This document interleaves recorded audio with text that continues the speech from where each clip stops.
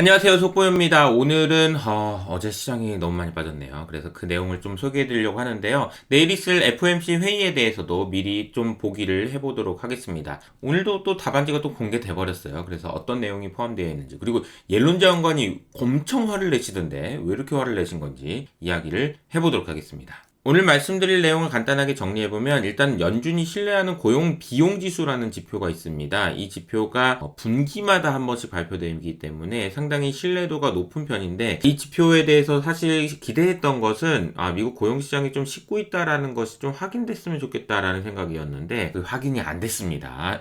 너무 뜨거운 것 같아요. 그리고 서머스 장관이 이 지표를 보고 바로 이렇게 얘기했죠. 거봐, 내 말이 맞냐 안 맞냐? 금리 인하하는 게 맞냐?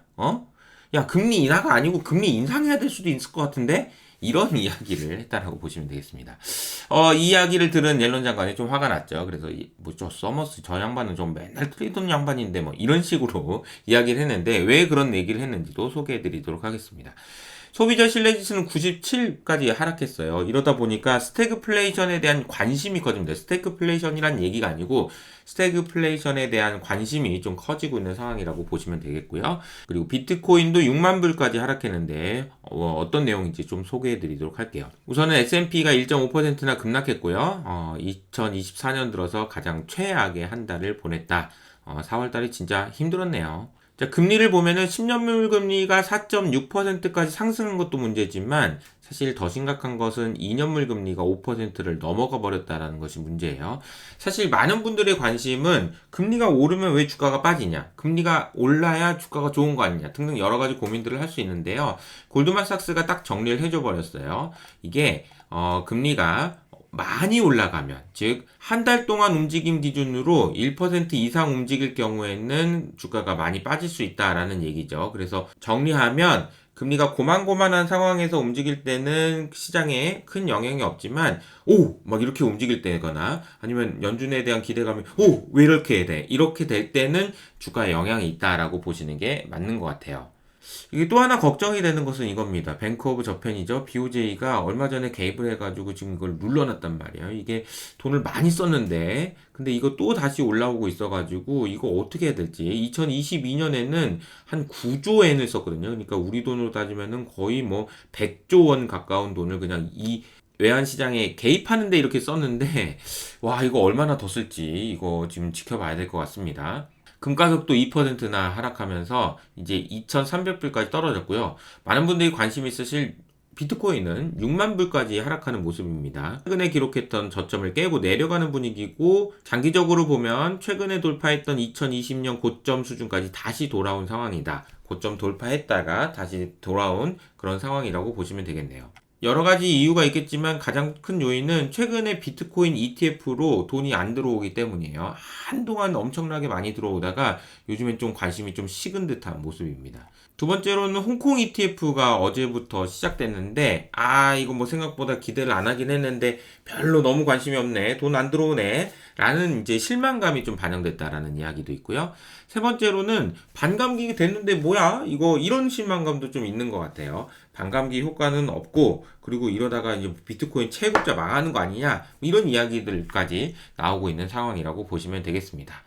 비트코인 투자는 제가 늘 말씀드리는 것처럼 밤에 잠을 잘 수 있을 정도만 가지고 와야 된다. 왜냐하면 장기 우상향에 대한 확신이 있는 만큼만 가져가시는 게 필요하거든요. 사실 비트코인 가격이 많이 올라가는 그런 강세장 구간에서도 비트코인은 워낙 변동성이 크기 때문에 20%, 30% 정도의 조정은 언제든지 있거든요. 그러니까 이제 그 부분을 반영하신다면 여러분들이 늘 항상 밤에 잠을 잘 수 있을 정도만 가져가시는 게 좋을 것 같고요. 최악의 상황에 대한 고민도 여러분들이 하실 필요가 있습니다. 그래야 장기 우상향에 대한 확신이 커지고 더 많이 가지고 가실 수도 있는 거거든요. 이를 위해서 오태민 작가님이 최근 영상이 굉장히 괜찮은 것 같아서 소개해드리니까 한번 보시면 좋을 것 같습니다. 연준이 신뢰하는 고용 비용 지수가 이번 분기에도 또 올랐다라는 이야기가 어제 충격의 가장 큰 원인이었고요. 내용을 보면은 고용 비용 지수가 올라가는 것이 노동조합이 있는 데는 올라가는데 노동조합이 없는 곳은 오히려 빠지고 있다라는 이야기도 지금 나오고 있는 상황인 것 같아요.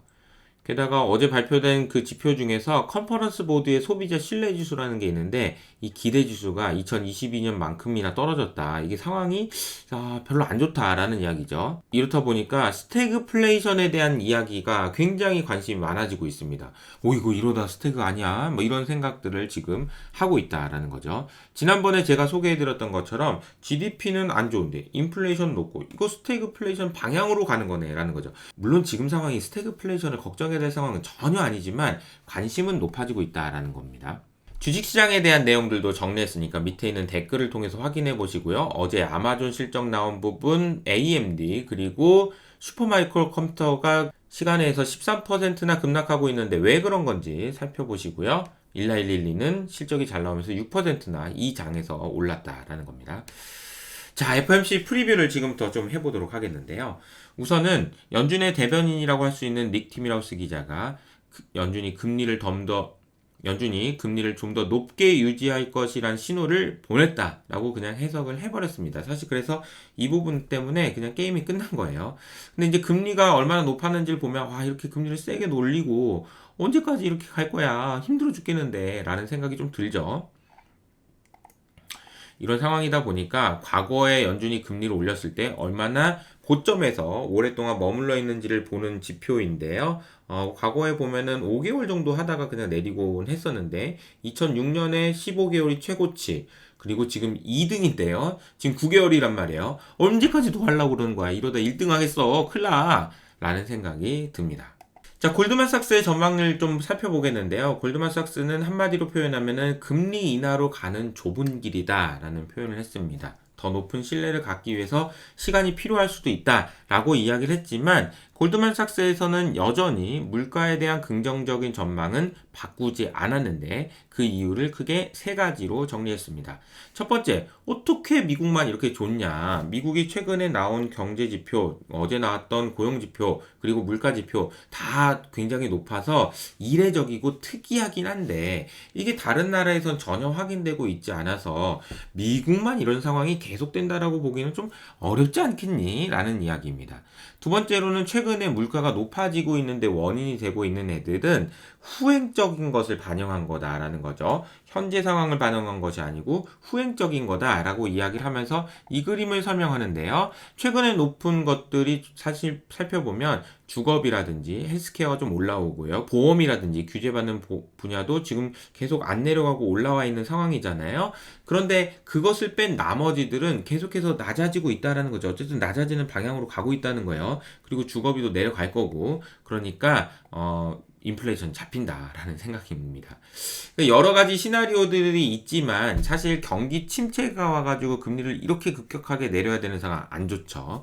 그리고 제가 늘 말씀드린 대로 이러다가 연준이 금리를 오히려 올려야 될 것 같은데 그러면 나가리라고 그랬습니다. 도망가야 돼요. 우리 다 같이 그 생각을 하고 투자를 하시자고요. 그런데 아직까지는 이 둘 사이에 어딘가에 있지 않을까라는 생각을 저도 하고 있고 골드만삭스도 하고 있는 상황인 것 같습니다. 뱅크 오브 아메리카에서 전망한 내용도 좀 살펴봤는데요. 인내를 연습하는 구간이다라고 표현이 돼 있어요. FOMC 회의에서 금리 동결 가능성은 매우 높고요. 파월 의장이 다시 한번 조금 더 봐야 될 것 같습니다. 라는 이야기를 할 것 같다라는 이야기를 했습니다. 다만 시장의 반응은 제한적일 거라고 봤는데요. 그 이유가 뭐냐면은 이것은 지금 시장에서 생각하는 연준의 금리 인하 횟수입니다. 작년 말까지만 하더라도 한 3번이나 하면은 잘 많이 하는 거지 뭐라고 생각하다가 올해 연초까지 7번 할 수도 있을 것 같은데 이대로 가면? 라는 식으로 작년 12월 달에 파월 의장이 시장을 흥분시켰던 그런 요인들이 있었는데 지금은 웬걸 이러다 한 번은 안 할 수도 있겠는데 라는 생각까지 이미 시장에 반영되어 있기 때문에 시장의 영향이 그렇게 크진 않을 거다라고 생각을 하고 있는 것 같아요. 더 중요한 거는 QT, 그러니까 양적 긴축을 어떻게 할 것이냐가 훨씬 더 중요하다라고 얘기했는데요. 양적 긴축이 뭐냐 잘 모르시는 분들은 제가 밑에 있는 댓글로 달아드릴 테니까 내용을 설명 들어보시기 바랍니다. 양적 긴축에 대해서도 이번에 한번 정리하고 넘어가시는 게 필요할 것 같아요. 자, 그리고 이게 블룸버그 뉴스에서 방금 전에 나온 소식인데 사실 저도 이 내용을 보면서 좀 더 꼼꼼하게 살펴봐야 되긴 하겠지만 상당히 한 대 맞은 것 같은 굉장히 좀 충격적인 이야기가 있습니다. 이것도 역시 뱅크 오브 아메리카의 보고서를 인용한 그런 기사였던 것 같은데요. 한마디로 표현하면 이겁니다. 자, 금리가 최근에 많이 올랐잖아요. 금리가 올랐다는 얘기는 채권의 가격이 떨어졌다는 얘기죠. 채권의 가격이 떨어진 이유는 뭘까요? 채권의 공급이 많기 때문입니다. 채권의 공급은 뭔가요? 라고 생각해 보면은 미국 정부가 돈을 많이 빌릴 때 채권의 공급이 늘어나고 가격이 떨어지고 금리가 올라가는 현상이 나타나고 작년 1년 내내 그런 일들이 발생했는데 그런데 뱅크 오브 아메리카의 전망에 따르면은 정부에서 채권 발행을 안 할 것 같다라는 얘기예요. 채권 발행을 안 하게 되면 무슨 문제가 생기냐면요. 공급이 부족해집니다. 사야 될 돈들은 많은데 공급이 부족해지면 정말 황당하게도 공급이 부족한데 수요가 많아가지고 채권 가격이 급등하는 일도 일어날 수 있다. 라는 이야기를 했는데 진짜 신박하죠. 나는 생각도 못했던 일인데 과연 그런 일이 일어날 수 있는지는 한번 살펴보자고요. 만약에 이런 일이 일어난다면은 옐런 장관이 진짜 시장에 허를 찌르는 그런 상황이 될 것 같아요. 야, 니네들 맨날 지금 금리 올라갈 것만 걱정하고 있지? 내가 한번 채권 공급 안 해볼게. 니네 어떻게 되나 한번 보자. 쫙! 이렇게 해버린다는 얘기인데요. 옐런 누나 상당히 신박한 생각을 하고 있는 것 같아요. 근데 옐런 누나가 이렇게 화난 거는 제가 봤을 때 처음이에요. 옐런 누나가 뭐라고 얘기했냐면 서머스 전 장관, 지금 교수님인데 이 사람을 굉장히 강하게 비판했습니다. 왜 이런 이야기를 했냐면은 앞서 말씀드린 대로 서머스 교수가 고용주배 받냐 안 받냐 무슨 금리 인하 같은 소리 금리 인상해야 된다니까 라는 이야기를 한 부분에 대해서 옐런 장관이 저 사람 맨날 과거에 틀렸던 사람이잖아 라고 이야기를 하면서 뭐 인플레 잡으려면 경기 침체 꼭 와야 된다고 하더니 안 왔잖아 그냥만 맨날 틀리는 양반인데 뭐라고 이야기를 하면서 발끈하는 모습을 보였습니다. 그런 옐런 장관이 준비했던 것이 이것인지 이게 아무튼 뭐 여러 가지 어려움들이 있다라는 생각을 하고 있기 때문에 한번 좀 지켜보시죠. 누구나 사람이 평소에 화를 내지 않던 사람이 화를 내면 뭔가 문제가 있다는 얘기일 수 있어요. 그래서 옐런 장관이 했던 얘기를 또 다시 한번 보면 현재 상황에서 걱정되는 건 아닌데 우리가 재정 적자를 줄이지 않으면 어디로 갈지 걱정이 된다라는 이야기를 하셨어요. 저는 왜 그런 걱정을 하시는지 알고 있습니다. 왜냐하면 지금 현재 기준으로 미국 정부에서 내고 있는 이자는 1조 달러 정도 되거든요. 근데 만약에 올해 금리 인하를 안 하잖아요. 그러면은 이자를 내야 되는 금액이 1.7조 달러까지 늘어날 겁니다. 맙소사. 큰일 나는 거죠. 그래도 만약에 올해 150bp 정도 인하를 하게 되면 내야 되는 이자는 1.2조 달러까지 줄어들 것 같은데 금리 인하를 만약 안 하잖아요. 지금 현재 시장의 전망처럼 그럼 내년에 이자만 1.7조 달러예요. 그러면 우리나라 GDP만큼을 미국 정부는 매년 이자를 내야 된다는 얘기인데 머리 아픈 거죠. 옐런 장관 입장에서는 좀 발끈했었던 이유도 있는 것 같고 무슨 생각을 하시는 건지 이 표정 보세요. 이 표정이 뭔가 기분이 안 좋은 것 같아. FOMC 회의에 대한 이야기를 하고 있지만 옐런 장관에 대한 이야기도 많이 드린 이유가 결과적으로 금리를 내리냐 안 내리냐는 연준이 결정할 이야기이긴 하지만 이것에 따라서 정부의 부담도 너무 커지고 비판도 커질 수 있는 상황이기 때문에 다 연결돼 있어서 말씀드린 거예요. 이런 상황에서 닉 티밀하우스가 이렇게 될 거다라고 그냥 얘기를 해버렸어요. 연준 의원들이 좋은 위치에 있다, 잘 포지션돼 있다 이런 얘기 많이 하는데 이 표현은 우리가 지금 완벽하다라는 것이 아니고 요 표현입니다. 계획대로 진행되지 않았을 때 쓸 수 있는 카드가 있다 라는 이야기를 의미한다라는 것이고요. 지금은 계획대로 안 되고 있다. 확실히 계획대로 안 되고 있는 건 맞아 라는 거죠. 그래서 결론적으로는 파월이 얼마나 도비시 할 거냐, 따뜻한 이야기를 해줄 거냐 라는 것은 옵션에 없는 상황이고요. 얼마나 덜 무서울 수 있느냐가 관건일 것 같다라고 이야기하면서 아마 질문의 대부분은 인플레이션과 임금이 업사이드 리스크가 있는 것 아닌가라는 것에 초점이 맞춰질 것 같다라는 이야기를 했습니다. 자, 최근에 슈퍼패스 강의가 지금 진행되고 있는데요. 김탁 이사님의 강의와 저의 코칭이 어우러진 정말 제가 생각해도 강의가 괜찮은 것 같아요. 그래서 참여해 주시는 분들도 정말 응원을 많이 해주시고 공부 진짜 제대로 해보고 있다라는 이야기를 해주고 계시거든요. 그래서 여러분들이 관심 있는 분들은 밑에 있는 댓글을 통해서 확인해 보시고 너무 반응이 뜨거워서 이거 한 번 더 해야 되나 고민 좀 하고 있습니다. 휴일이긴 한데요. 시장도 조정을 많이 받고 있고 불안한 상황입니다. 그래서 자본주의를 지켜줬으면 하는 마음에 이게 옷도 한번 입어봤는데 여러분 힘내시고요. 저는 내일 아침 FOMC 리뷰로 찾아뵙도록 하겠습니다. 휴일 잘 보내세요. 안녕.